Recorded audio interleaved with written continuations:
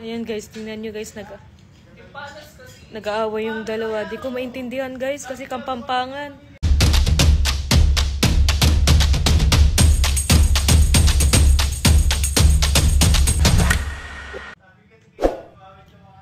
Ayan guys, tingnan nyo guys, nag-aaway yung dalawa. Di ko maintindihan guys, kasi Kapampangan. Comment ka kayo kung ano yung pinagsasabi nila, yung marunong magkapampangan dyan. Comment nga kayo kung ano yung pinagsasabi nila, guys. Inaaway mo na naman kapatid mo. Alam mo ba ano pinag-aawayan nila? Naintindihan mo?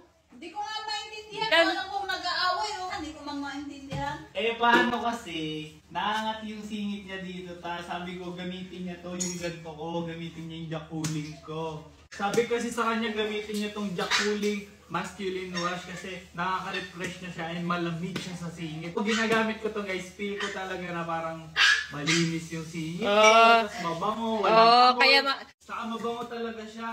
Nakakabango sa mga, dyan may mga maamoy na junjun. Pag-check out na kayo nito, jacooling masculine wash. Eh, pag bumili kayo nito, buy one, take one na siya for only 98 pesos. Ang mura lang.